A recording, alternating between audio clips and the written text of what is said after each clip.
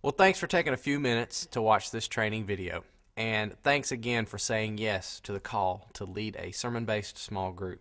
I'm confident that by now you've got your group meeting and moving pretty consistently. You're building some relational connections, and hopefully you're seeing spiritual next steps being taken. And I want you to know that every small thing that you do to nurture and lead your group is progress toward helping someone know God more intimately and helping them follow Jesus more closely. So again, I want you to remember that what you do matters more than any of us will ever know this side of eternity. Every time you hold a meeting, every time you ask a question or pray a prayer or speak truth to a group member, the smile of God is on your life. So thanks for everything that you do. Now, in this session, what I want to talk to you about is something that we hear pretty often from small group leaders. A lot of times, once the semester has sort of gotten started and everybody is sort of settled into their particular group, group members and group leaders will just look around the room and they'll realize, well, wow, we've got a great group here, but there's only a few of us here, and we'd like to grow a little bit because there's room for more people. And I know hundreds of folks that are in our church and they aren't connected to a group, so how can we grow? Now, maybe that's not you. Maybe you've got a group that's just wall to wall every week and there's absolutely no room for you to grow. Well, that just means that you ought to be talking to your team leader about raising up another person, and you need to birth and lead a new group so that there can be room for growth.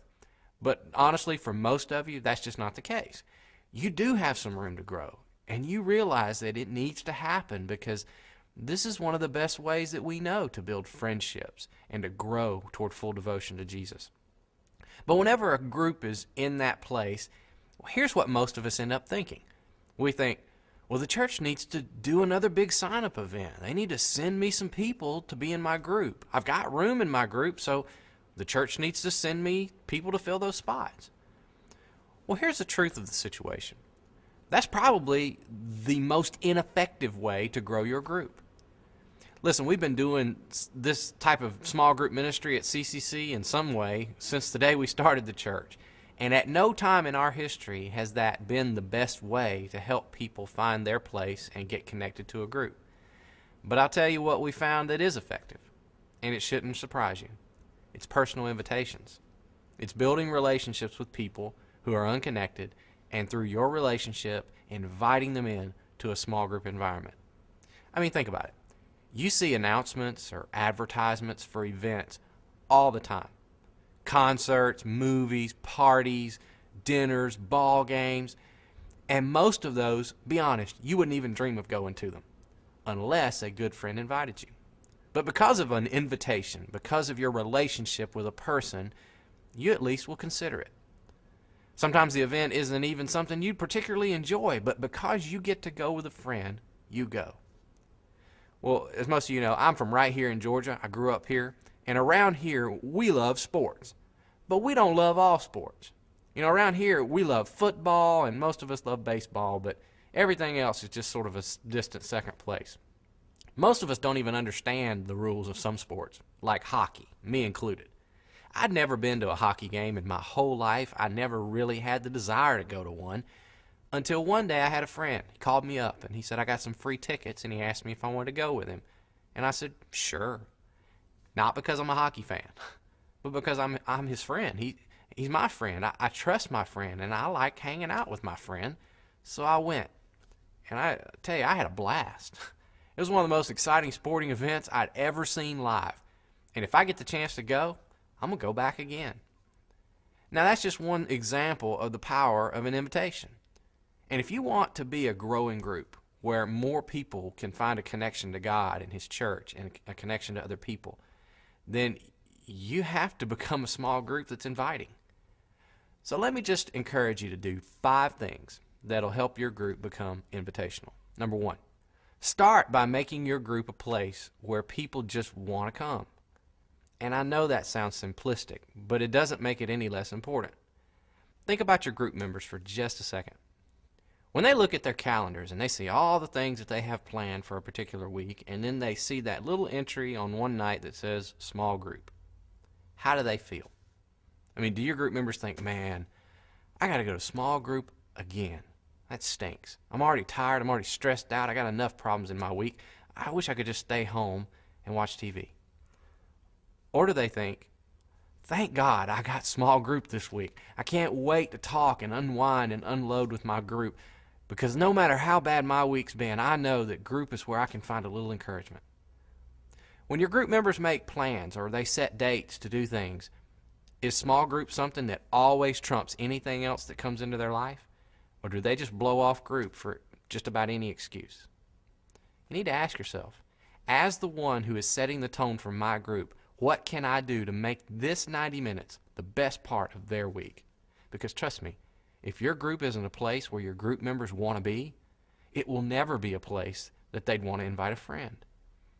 What about the setting, the food, the discussion, the relational climate? What about that could you improve that would make your group more of a place where your people just cannot wait to get to every week? Number 2, create some specific events where invitations can be made. Sometimes it's not so easy to just invite someone to come to a small group Bible study. For some people, that's a little bit too intimidating to just walk into something without knowing all the people who are in there. So here's a suggestion. Get your group together for something other than your normal small group meeting. I mean, have a barbecue together, go to a ball game or a concert together, head down to a restaurant or a local pub for trivia night, do a community service project. But don't just plan something different and fun for the heck of it. I mean, do it with the sole intention that we're going to invite some unconnected friends. Find something that most everybody would come to, and then something their friends might come to, and make a commitment. We're going to make invitations to this thing. And once unconnected people have a chance to meet others in the group, and then they build a little familiarity about it, well, then it's a much easier thing for them to show up into a formal group meeting. Number 3, make sure your group is always ready for first-timers. Imagine a person walked into your group next week and they'd never been there before. Would they be included in the conversation? Would they understand everything that was being talked about? Would they know what to do? Would they know where to go, when and what to eat, how to behave? These are all questions that you need to ask yourself, because if they do ever show up and you weren't expecting them, I tell you, they'll know it. They'll feel it. They'll say, well, this is a place I just don't really belong. They didn't expect anybody new to break into the conversations or to participate in these discussions. They obviously don't need or want me. See, we have to always think like someone who's never been there if we ever want to become a place where they'd honestly want to connect. Number 4, talk and pray openly about this issue in your group. I mean, when's the last time your group discussed this issue? I mean, do they even know that they're allowed to and expected to invite? Do they have friends outside CCC or inside CCC who don't have a small group community? When was the last time you prayed for unconnected people? There's nothing better than when a group member shares their heart for a friend they know who's not connected, and then that person gets prayed for, and then one day they show up. I'm telling you, it's like a lost member of a family comes home, because everybody in the group participates in the joy of that, because, you know, they planned for this. They prayed for this person. So please don't ever shy away from making this just a regular topic of discussion and a part of the prayer time in your group either. Number 5, lead by example. You know, it's that old saying that you can't lead somewhere that you haven't gone yourself. And if you're not inviting unconnected people to your group, why in the world would the rest of your group do it? And here's an important thing to remember. If you're someone who invites to group, you'll more than likely be conscious and putting effort into doing the other 4 things on this list. Because when someone considers accepting your invitation, then see, you've got something at stake. And you'll most likely make sure your group is ready. And when your group sees you taking this part of your mission seriously, they won't think this is just something you talk about or plan for because you're supposed to. They'll see that you're authentic, and they will want to respond to that. And it'll grow your group, not just in numbers, but spiritually as well. Well, thanks again for watching. And don't forget that your team leader is your source for help and encouragement and resources as you lead your group. And if you have any questions or you need anything at all, just ask. See you next time.